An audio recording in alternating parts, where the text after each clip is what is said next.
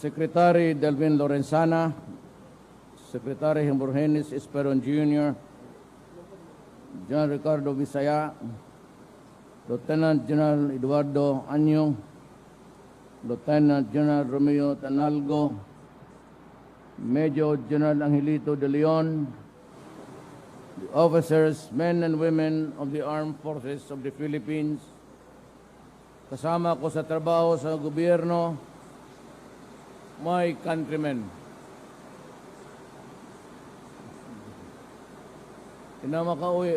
By land na ako makauwi nito. Anyway,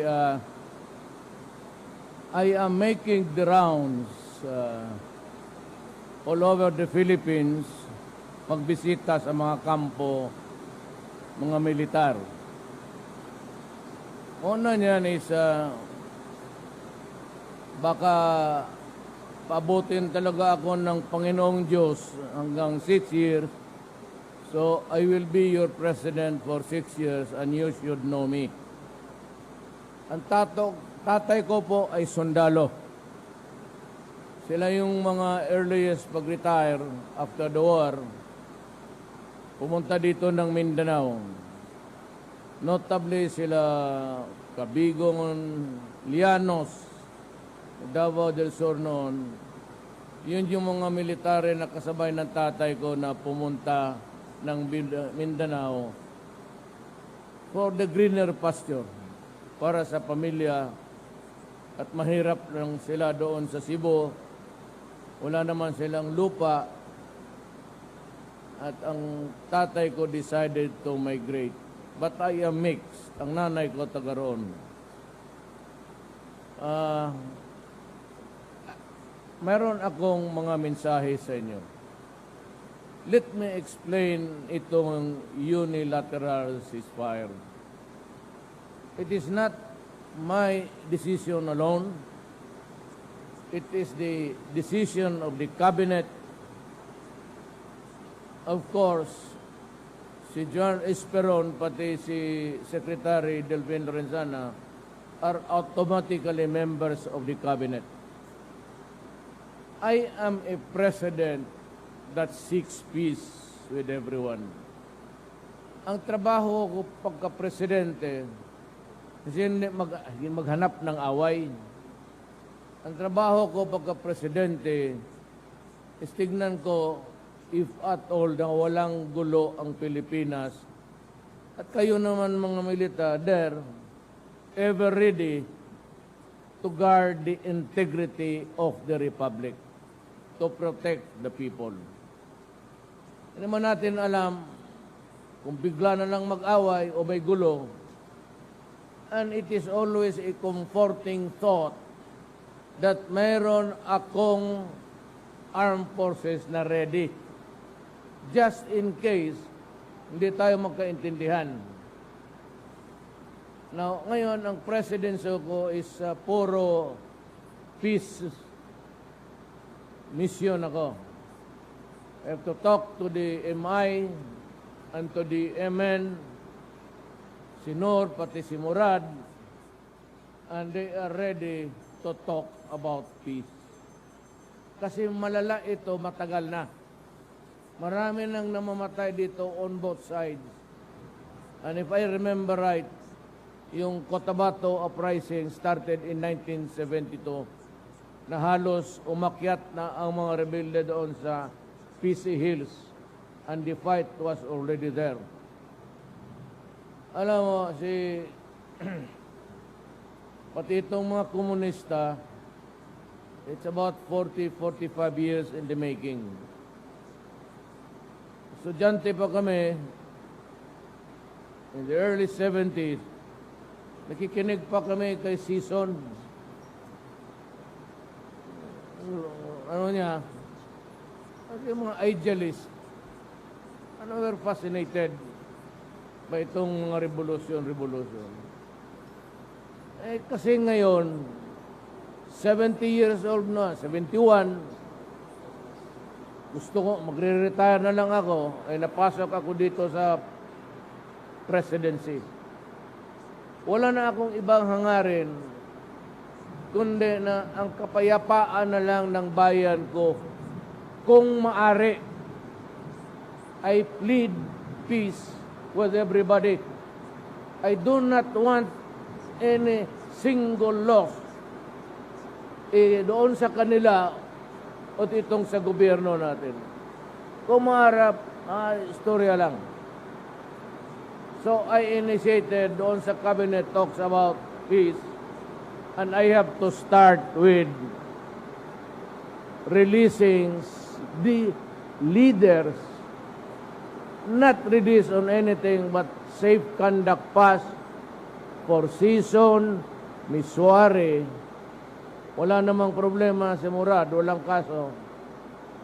At sabay-sabay na lang ang usapan natin towards the end of the year. Ang gusto ko lang marinig sa MI pati MN na yung Abu Sayyaf na yan, wala na ang koneksyon nila. Kasi yung armas ng Abu Sayyaf, yun yung armas nila noon.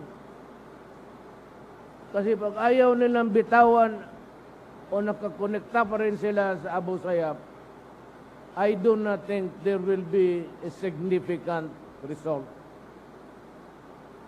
Pero ang gusto ko, mag-training lang ako ng marami ngayon, and your armed forces ask for about 20,000 more soldiers.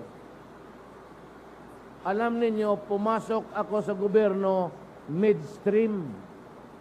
Ibig sabihin, tapos na yung budget because the budget for this year is prepared by last year at ang budget ko next year is being hammered out now. So kulang ako ng pera, but sabi ko kay Secretary Lorenzana, I might be able to give you 1/2 additional soldier. Ngayon, nangako ako noon, and remember this, may budget na dyan. Ang nangako, hindi sila, ako, na dagdagan ko yung sweldo ninyo. Wala sa budget, sabi ko kay Secretary Jokno, mapahiya ako sa mga sundalo. Sabi ko, you have to look for a way, starting next month, incremental increase na ang sweldo ninyo. Pangako ko, dublado.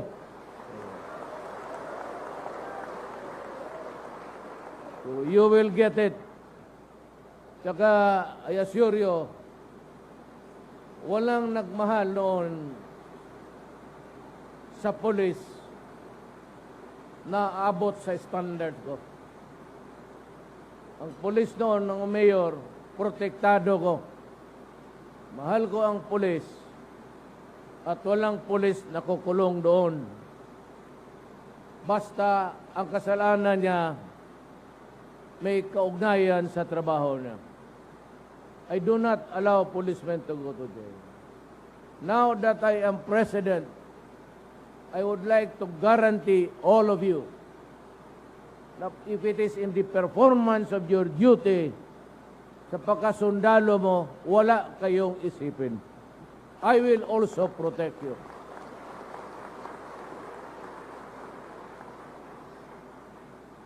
Huwag kayong mag-isip na baka masabi tayo. Pagka sa trabaho, hirit. Ang problema, kung maghirit ka sa mga babae, doon nga, wala. Problema mo yan. Kasi problema ko nga eh. Makikita mo doon sa outtaking, dalawang pamilya, the right and the left. Ayaw pa ninyo yan, first time in history. At least ako lang ang presidente naglantad ng dalawang asawa harap-harapan. Hindi nga kaya ng mga generals yan. That's life. Yan talaga ang buhay. May anak ako, alang-alang na. Yung nanay, pwede mong baliwali, pero ang anak, Adre, iba yan. Dugo yan eh. So you have your salaries.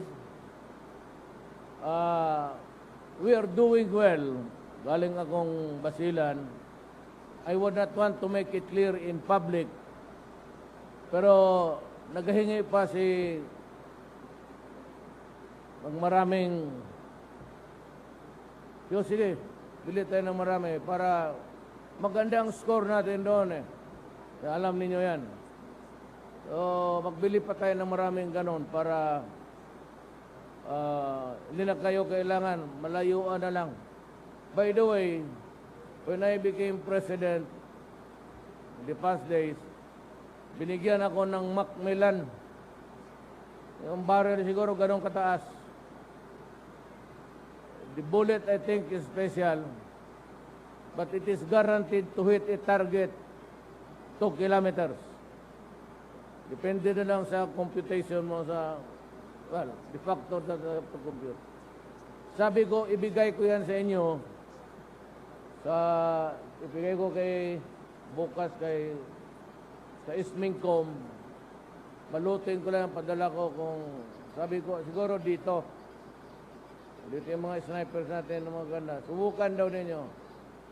Kasi kung maganda, magpagawa pa ako ng mga, depende, smuggled ng ano yan eh. But the Macmillan barrel is really famous for accuracy. And you will have it. Yung mga Barrett, bili pa tayo. And I assure you that I will give you everything that you need to have to carry out your mandate. Go ahead. Panahon na ninyo, lalo na ngayon. Nasabi ko nga sa Pilipino, kayong gustong tumulong ng bayan ninyo, gawain na ninyo ngayon sa ako. Do it now. Kasi talaga itong usapan na ito, we cannot talk about a wrong done or intend to do something bad. Pagkaharap mo ako, pinag-usapan natin sa gobyerno, trabaho natin, it can only be the right words and the right sentences. Kaya kung gusto nyo tumulong, ngayon na. And that goes for everybody. So, wala kayong problema. I said, I will protect you. Kaya nga lang ako na is because we have to, alam mo kasi, kung hindi lang ito kadugo natin itong mga, I can say, sige, hanggang kailan tayo gusto mo Pilipino kasi ito eh. So I said, my duty is to find peace for everybody, for my countrymen. Countrymen natin yan sila, kaya lang nawala sa landas. But there is always a time to talk about war and talk about peace. This has dragged on for so long. Kung ginusto rin nila, sa kanila yan. Because ceasefire is ceasefire. Nag-usap kami ng liderato nila kagabi in front of the general sa Congress. Doon ako sa holding room, nandoon rin sila, naglalataran na yan sila eh. O sabi ko tawagin mo, mag-usap tayo. So in front of the generals ninyo, usap kami. Sabi ko, ito yung baraha ko. Tapos ito, ganon, paalis siya, ganon, no, wala yan. Hindi, nagkaintindihan kami. Tawagan ninyo season. I am waiting for his reply. Ngayon, wait and see lang tayo. Marami pa naman tayong problema. Mindanao is racked with trouble. Kung wala na tayong kalaban dito, punta tayo doon sa Mindanao lahat. May mga sinabi ako na hindi maganda sabihin sa publiko. Tanong na lang kayo sa mga opisyal niyo. Pero we will be ready. We will be ready for an instant failure. Kung hindi nagkatuluyan, di si bakbakan, walang magawa. Ngayon, pag nag-surrender na sila doon sa Mindanao, sa Ulo, di maghanap tayo ng away. Gusto ninyo, punta ko kayo bigyan ko kayo ng passport. Mag-istambay lahat sa Panatag. Bukas magtawag na naman yun. Alam mo, high-tech yan sila. They're listening to us. Kasi yung anak kong babae, yung mayor, galit na galit rin. Gusto niyang pumunta ng Panatag. Tumawag yung niya, Mayor, kausapin mo yung anak ko, huwag niyang gawin niya kasi tao ito si Bong, kinausap rin na umari, pigilan lang yung anak ko. Eh, sabi ko, ambasador, galit na galit yung galit na galit yung anak ko, bakit nag-agaw raw kayo ng teritoryo ng Pilipinas? Mabutit na lang, was able to, maldita yan si Inday, nanuntok ng sirip. Pagka gano'n yan eh. Katotohanan talaga, problema, yung kapatid niyang dalawang mga lalaki, mga uto-uto yun sa kanya. Pag sinabi ng babae, go, go, go yan silang tatlo. Kaya I had to persuade, sabi ko, we are in a very delicate situation now. And we are talking. So tayo, whatever there is any issue, public, ano lang tayo, restraint. Hindi muna tayo maghanap ng away. At least hindi manggaling sa atin. But we should be prepared. We should be prepared for any event. Just like any other country in this world. We have to have a strong armed forces. We have to have a military that can really protect the people and the integrity of this republic. Kayo yan, trabaho ninyo yan. So that in return, you'll also have everything, and everything that you would need na hindi kayo madihado sa bakbakan. So, hindi na magtagal kasi medyo hapon na. I do not think I can return by chopper, but I have to go home because I have a very important appointment tonight. Kung madaan kayo ng Davao, maski sino, totoo, sabihin mo lang yung sa magsaysay kami. Ako na ang bahala sa inyo. Hindi na ako kailangan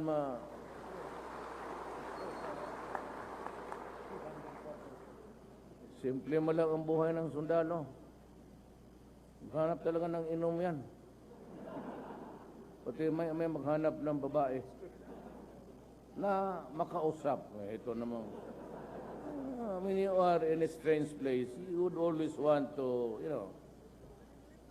marami doon sa Mindanao yan, gano'n. Marami magaganda sa Mindanao.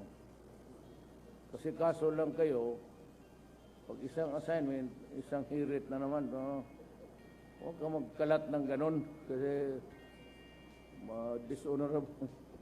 Well, anyway, I said, ito ang tanda no. I cannot make you happy.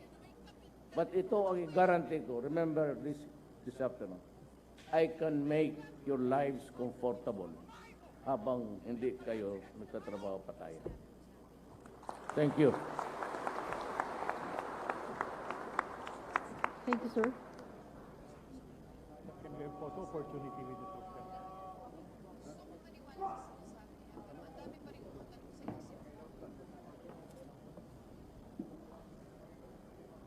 At this point, let us now proceed to the photo ops in 3 batches.